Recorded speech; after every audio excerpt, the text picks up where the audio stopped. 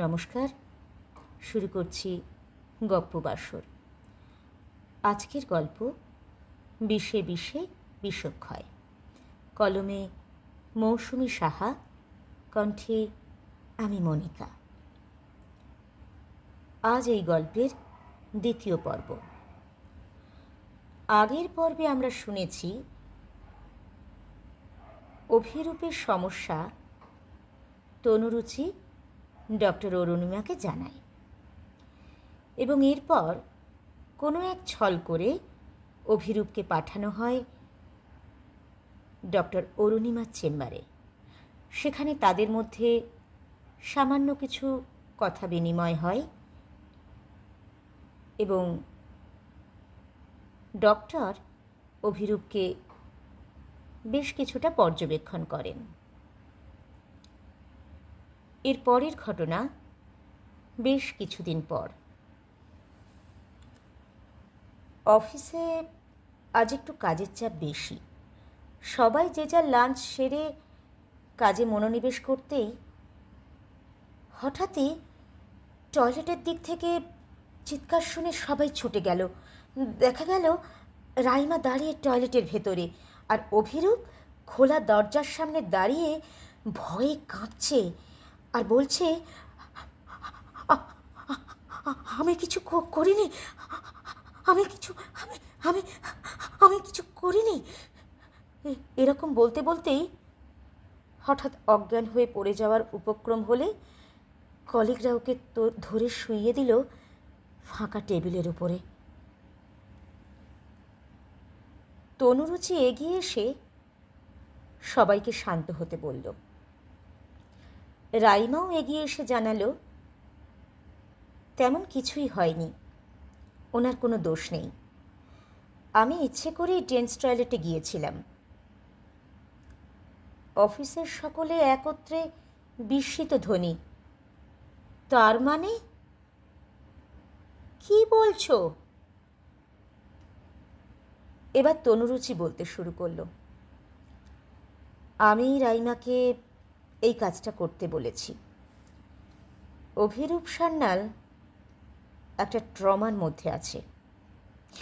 আমাদের বসের সহায়তায় শহরের নামকরা সাইকিয়াট্রিস্ট ডক্টর অরুণিমা ব্যানার্জির তত্ত্বাবধানে এবং তাঁরই পরামর্শে, এটা চিকিৎসারই একটা অংশ ছিল মাত্র।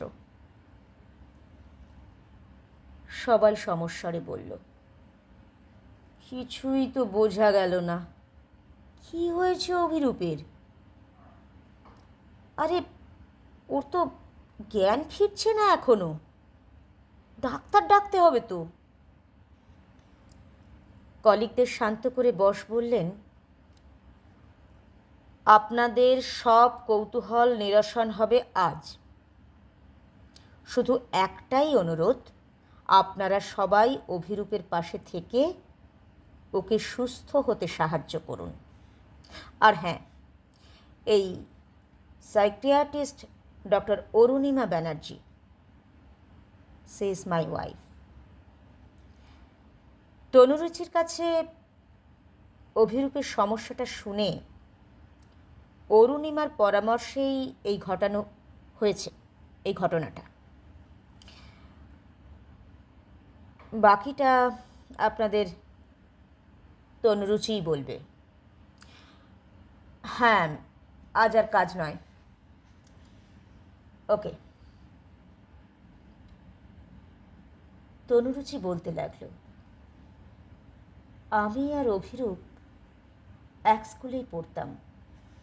অভিরূপ পড়াশুনোয় খুব ভালো ছিল। অন্যান্যদের মতো আড্ডা দিতে, নেশা করতে ওকে কখনো দেখিনি। তাই শিক্ষকদেরও খুব প্রিয় ছাত্র ছিল। এই ব্যাপারটা ওর সতীর্থ ছাড়াও অন্যান্য স্টুডেন্টদের কাছেও একটা হিংসার কারণ ছিল বটে।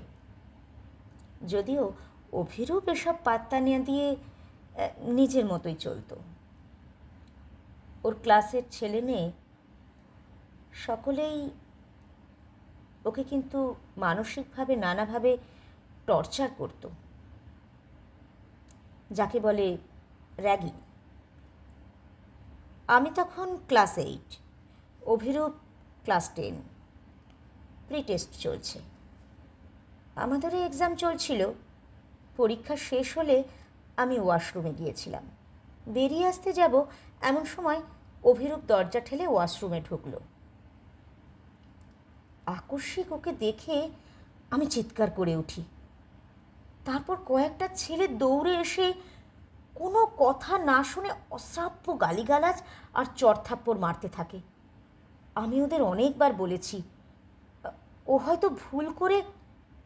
না, সেদিন আমার কথা কেউ শোনেনি, বরং প্রত্যেকের মধ্যে একটা পৈশাচিক উল্লাস দেখেছি। খানিক সময় যেতে উপলব্ধি করলাম আমার প্রতি ওদের কোনো সম্মান দেখানোর জন্য তো নয়ই, বরং ইচ্ছাকৃতভাবে অভিরূপকে যাতে ফাঁসানো হয় তার জন্য ওরা লেডিস ও জেন্টস লেখা বোর্ডটা বদলে দিয়েছিল, যাকে বলে মানসিক ধর্ষণ করা হয় অভিরূপকে। ওই ঘটনার পর অভিরূপকে আর কোনো দিন স্কুলে আসতে দেখিনি। আজকের পর্ব এটুকুই, বাকিটা শুনব আগামী পর্বে।